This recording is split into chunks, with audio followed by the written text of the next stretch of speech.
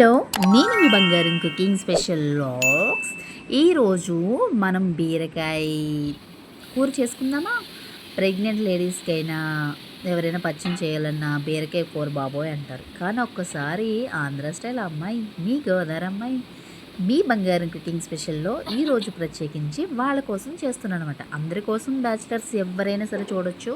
చాలా ఈజీగా అయిపోతుందనమాట కర్రీ అన్నది. సో మనం ముందు ఒక పాత్ర పెట్టుకొని దాంట్లో నేను ఫస్ట్ టైప్ ఆయిల్ వేయను, అదవుతుంది కదా. ఉల్లిపాయలు వేసాను, పచ్చిమిర్చి వేసాను, కరివేపాకు, కొత్తిమీర కొద్దిగా వేసుకోవాలన్నమాట. వేసుకుని ఆ నీళ్ళు ఏదైతే ఇంకిపోయేంత వరకు మనం వేయించుకోవాలి హైలో పెట్టుకుని. తర్వాత పసుపు, తర్వాత ఉప్పు, తర్వాత జీలకర్ర వేసుకోవాలన్నమాట. దీంట్లోనే మనం బాగా వేయించాలి. బాగా వేగిపోతుందనమాట. మనం ఫస్ట్ సాల్ట్ కానీ ఉప్పు కానీ వేసుకుని ఉల్లిపాయలను తిప్పితే ఆవిరి ఆ వాటర్ అనేది చూసారు కదా ఎట్లా వచ్చేస్తుందో పైకి. మనం మంటని హై ఫ్లేమ్లో పెట్టుకొని ఇలా తిప్పుతూ ఉండాలన్నమాట. ఇలా గిర్ర తిప్పేసి చేతికి పని చెప్పేసేయండి.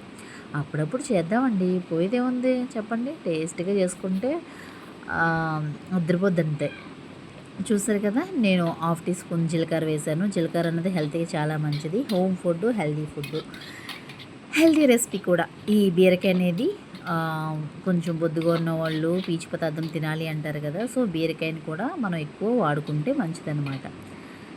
ఏదైతే ఉందో చూసారు కదా, కొంచెం కొంచెం వాటర్ అనేది పైకి వస్తుంది. ఆ ఉల్లిపాయలో ఉన్న రసం పైకి చిమ్ముతుందన్నమాట ఈ వేడికి ఆవిరికి. మనం బీరకాయల్ని మంచిగా చెక్కు తీసుకొని పక్కన కట్ చేసుకొని పెట్టుకోవాలండి చిన్న చిన్న ముక్కల కింద. సో అది స్కిప్ అయింది కాబట్టి నేను చూపించలేదు. మనం ఇలా మూత పెట్టి చూసారు కదా, నేను ఇంకా ఆయిల్ పోయలేదు. ఆ ఉల్లిపాయలో ఏదైతే వాటర్ ఉందో అది వచ్చేస్తుంది అనమాట. మనం ఆయిల్ వేస్తే ఆ నీరు అనేది అలా ఉండిపోయి అరగంట అవ్వాల్సింది కూర గంట అవుద్దనమాట. అలా ఉంటుంది ఈ నీళ్ళ మహిమ. సో ముందు మనం ఆ నీళ్ళంతా తీసేయాలన్నమాట. ఈ పాత్రలో ఆవిరైపోయి పోవాలన్నమాట. బాగా ఎర్రగా వేగుతాయి. త్వరగా నూనె వేయగానే ఉల్లిపాయలు త్వరగా వేగిపోయి బాగుంటాయి అన్నమాట. చూసారు కదా, నేను అల్లం వెల్లుల్లి పేస్ట్ హాఫ్ టీ స్పూన్ వేసాను. ఫ్రెష్గా నూరుకున్నది వేసుకుంటే కూర అనేది టేస్టీగా చాలా అద్భుతంగా కమ్మగా ఉంటుందన్నమాట.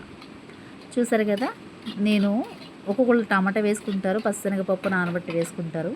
నేను అలాంటివి ఇంకేం వేయట్లేదు కాబట్టి ఫస్ట్ నార్మల్ కర్రీ మీకు చూపిస్తున్నాను. ఇలా చేసుకుంటుంటే అద్భుత. ఇందులో వెండి రొయ్యలు కానీ, పచ్చి రొయ్యలు కానీ, ఎగ్స్ కానీ వేసుకున్న అదిరిపోతుంది కూర.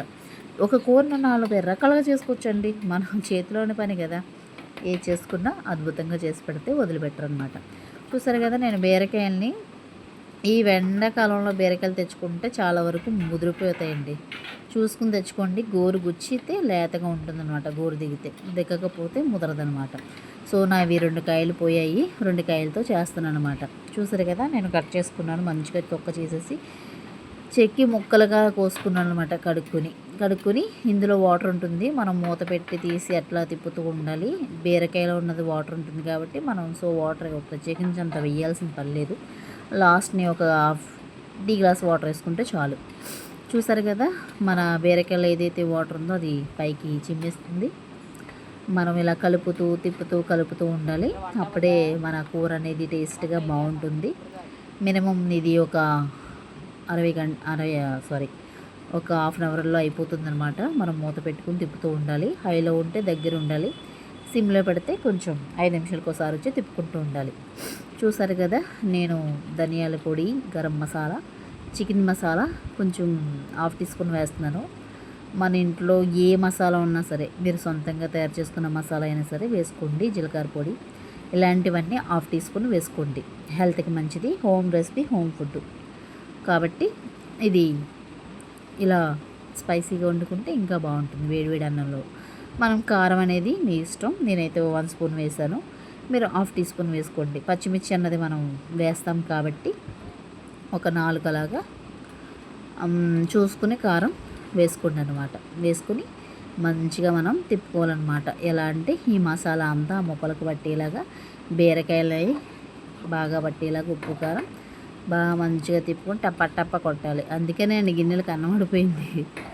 గిన్నెకి దెబ్బ కొడతాం అనమాట. అప్పుడు ఇంకా మరి కొంచెం రుచి యాడింగ్ అవుతుందన్నమాట అని నా ఉద్దేశం.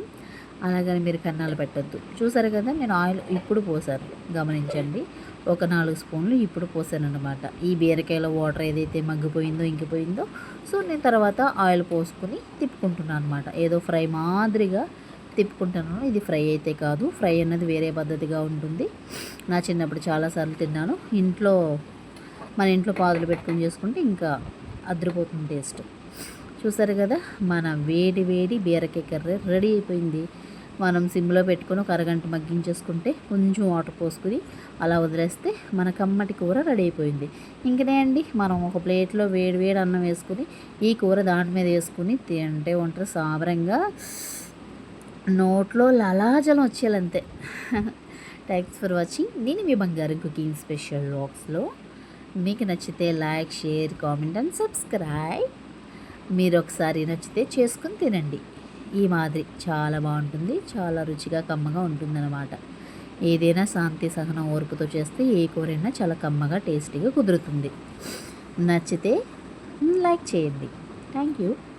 Thanks for watching. నేను మీ బంగారం cooking special vlogs. Like, subscribe.